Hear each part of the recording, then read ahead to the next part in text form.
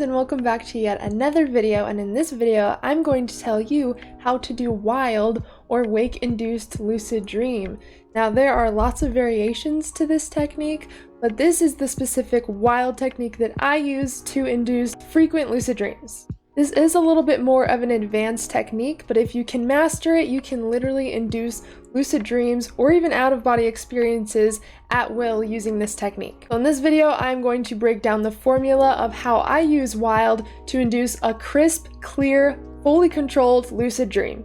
Of course, the best time to wake up to do this technique is during your REM sleep, which is your dreaming sleep. It is possible to do wild with no prior rest, but that is a little bit more difficult, takes more practice, and takes longer to achieve. So to start, try aiming for your REM sleep. Here is a sleep chart to help you determine roughly when your REM stages happen. The longest REM stages are going to be after 4.5 and 6 hours of sleep, but you can also try this during a nap as well. I've found this to be really effective during a nap. And so for that, you'll basically just take a nap, wake yourself up halfway through the nap, and lay back down and relax without fully falling asleep, and that is a way that you can induce a wild as well. So after you wake up during your REM or wake up during your nap or whenever you choose to do this technique, you're going to stay up for a couple minutes and just relax. But you don't want to pick up your phone or get on your computer or do anything too stimulating to the brain, because that will wake us up too much and we won't be able to go back into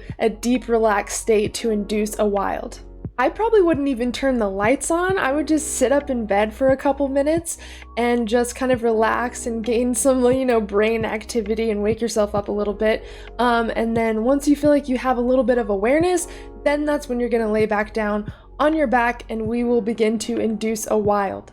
You're going to lay back down on your back now. You're going to completely relax, and I definitely recommend having a dark room or a sleeping mask on, because this technique does use hypnagogic imagery to induce a wild, so you will want to make sure that your vision is mostly dark. That way the sunlight, depending on what time you do this technique, doesn't interfere with the visuals that are needed for this technique. You want to relax as if you're going to sleep normally, but you want to pay attention to any images that appear behind your closed eyes. As you start to relax, you'll start to see colors flowing in your vision, or little pieces of images or shapes or even scenes. And as time goes on, these colors and shapes will start to create images and scenes that get more and more real. Try not to get too excited if the images are becoming realistic, because some of those images may fall away and others will begin to form. It's kind of like a cycle at first, and too much excitement can ruin your experiences though, so try to stay as relaxed as you can during this technique. After a while, you will really start to imagine things. At first, it may not be visual, it may just be thoughts or slight pictures in your mind's eye that you start to imagine. For example, think about an apple. You can see it in your mind's eye, since I said that, right? You can imagine an apple in your mind without physically seeing one in front of you. That's most likely how these images will appear at first, and the more that you're laying there and relaxing and kind of letting these shapes and images create themselves, you'll start to see images and scenes and objects that get more and more real. Really, all you do have to do for this technique is to wake up in REM, go back into sleep without fully falling asleep, and let these images take over your vision. If you've been holding still and you've been allowing your body to fall into sleep, then these visuals will start to naturally get more realistic. The images will start to get so real that you can actually start to interact with them physically. For example, at first you may see a staircase in your mind's eye or something, but then eventually you will start to feel like you are standing on that staircase. It's like your sensory perception switches to the dream world. What I'd recommend at this point, once they really start to get real and you can actually start to physically interact with them, is to imagine touching these objects that you see. If you see a random field of grass or flowers or something, imagine touching that. What would it smell like to be there? Really interact with these scenes using your senses. If you don't see any full scenes or objects yet, that's totally fine. You can either just let those colors keep flowing, or you can start to think about certain scenes or objects or even shapes and see if you can create them in your mind's eye.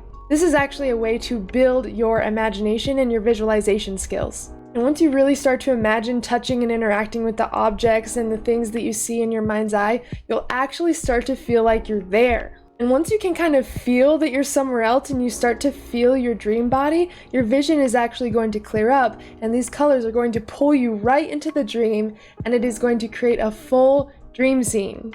This is a great way to induce a lucid dream at will, and like we talked about, you can also use this to induce an out-of-body experience at will, but this technique does take some practice because it does take really strong visualization and concentration, and you can't allow yourself to fall completely asleep, so it does take a certain amount of focus as well.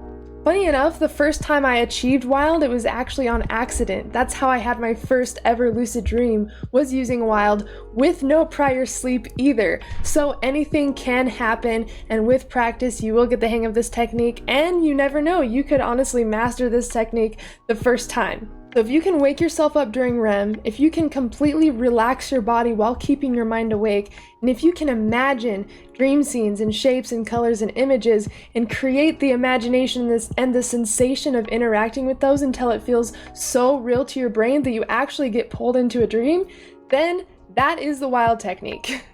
Once you practice it enough times, you really start to see what works and what doesn't work, and how long it usually takes you to fall back into sleep, and you really start to get the hang of your sleep cycle and how your physical mind works using these techniques. So the best advice that I can give you is just mess around with them, play with different times, play with different techniques, and just have fun with it, because it is an amazing process and you will have the most amazing experiences that will never stop surprising you. And alright guys, that is all for this video. Thank you so much for joining. If you haven't subscribed yet, make sure to subscribe if you like the content that I create, and definitely leave a comment down below letting me know what lucid dreaming technique you like using. If you want to lucid dream or induce out-of-body experiences in 30 days or less, definitely check out the classes and courses in the description, and I will see you guys in the next video. As always, I'm sending you endless love and endless lucidity.